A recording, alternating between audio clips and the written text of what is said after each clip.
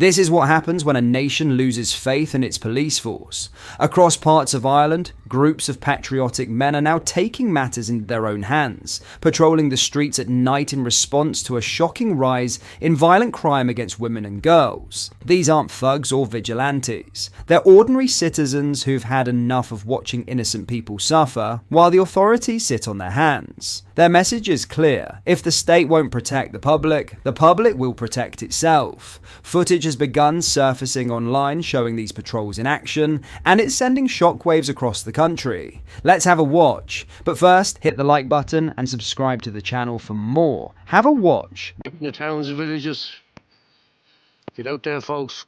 Make a difference. Here in the market square in Clonbell, another derelict town just boarded up. This is crazy what's happening to our country. People need to stand up and do something about this. I mean, what's going on? I think this has all been bought up by the same guy. Oh, it's Crown Paints.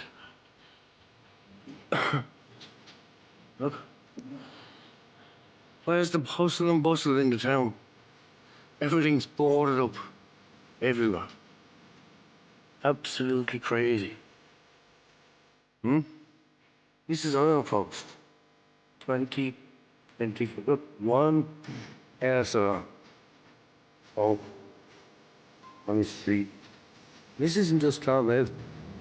This is every town in Ireland. This is happening. Shops are closed up, the shutters are down. People can't afford to live. Can't run shops with the rates, phones, everything that is. So it's not possible to make it possible. It's your super chain.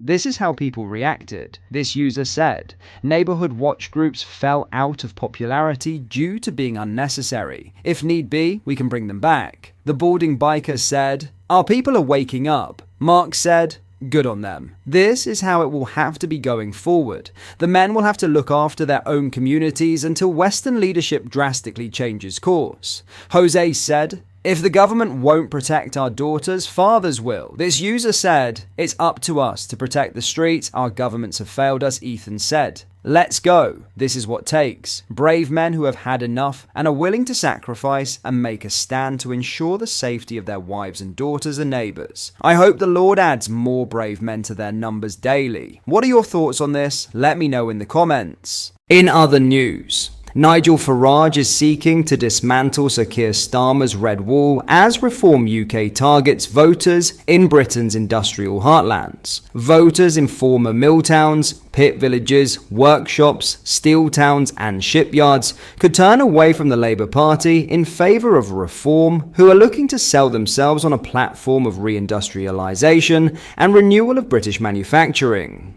Across Northern England, the Midlands, Wales and Scotland, Reform are looking to make major gains, where in recent years some voters have felt let down by both Labour and Tory governments. Reform UK's new head of Doge, Zia Yusuf, gave his take on why these areas in particular are turning away from Labour. If you go and speak to people who live in these communities, they just feel completely betrayed, Yusuf said. I spent a lot of time in Runcorn. A lot of this is driven basically by a political class that's never really thought about the experience of people living in these areas. And Nigel speaks to those people. One of the things Trump is trying to do, whatever your views on the approach he is taking, I think we've got to manufacture more things here. We've got to have energy security. We can't be in a crazy situation where we're unable to produce primary steel. It comes as Nigel Farage has pledged to reopen Port Talbot steel blast furnaces if in power in Wales. Port Talbot was once the largest steel-making plant in the UK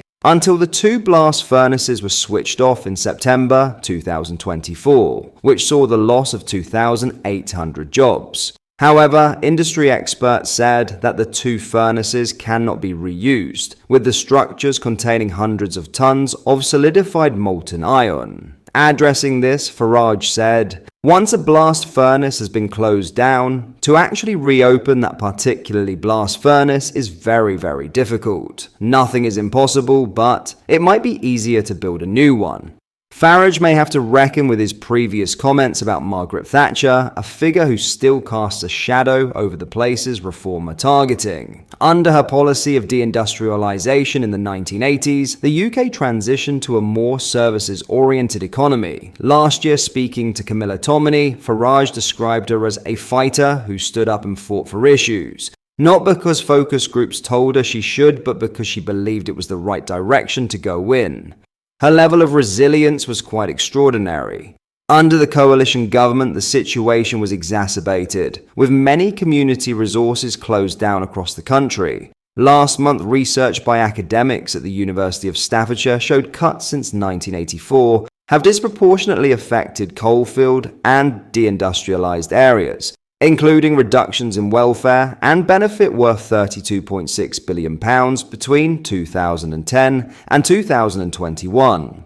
Andy Haldane, the former Bank of England chief economist, told The Guardian, "Whichever lens you look at, economic, social, environmental, those places have been lost, and in that sense they have been left behind. And, if not overlooked, then underinvested in, systematically, over at least a generation, if not two. The longer that has gone on and has turned into generational stasis or a lack of social mobility, the greater people in those places have willingness to seek redemption elsewhere. Brexit was that almost a decade ago, and Reform might be it now. While Labour will be looking to hold on to those seats they won back in 2024, union chefs have warned the left risks fueling support for reform by leaving workers out of the debate around net zero and future plans for industry. General Secretary of the GMB Union, Gary Smith, has called for an honest debate about Labour's plans, adding, "Climate fundamentalism and right-wing populism are two cheeks of the same backside. We need to have a program about jobs and apprenticeships to bring back hope. Neoliberalism is dead, and globalization as we knew it is over. Working class people aren't voting for cheap TVs and training shoes, they want their jobs back." Party advisors are also looking at recent parliamentary petitions and data where there are hotspots suggesting dissatisfaction with the current Labour government. Hotspots from the Caller General Election online poll, launched within months of the one last July and signed by 3 million people, included Essex and Lincolnshire potential reform strongholds. We're looking at how active they are, where we can assign a high probability that it is being driven by reform or their organised groups via WhatsApp. One advisor to a Labour MP told The Guardian, "Many former Red Wall MPs are pushing Keir Starmer to adopt a tougher stance on immigration as a result. Recent polling will be encouraging to those in Reform HQ. Ipsos's newly relaunched political monitor shows Reform UK on a 34% vote share, the highest Ipsos has ever recorded for them, and 9 points ahead of Labour. The Conservatives received just 15%, the lowest share Ipsos has ever recorded. Sir Ed Davey's Liberal Democrats landed on 11%, the Greens at 9%, and others at 6%. Responding to the results, Nigel Farage wrote on X, "Reform UK achieves its highest ever opinion poll rating with 34%. The British people now really believe that we can win the next election." What are your thoughts on what we discussed in today's video? Let me know down in the comment section below. If you have not yet already, make sure you do drop a like on this video and subscribe to the channel for more British content. Thank you, take care, goodbye.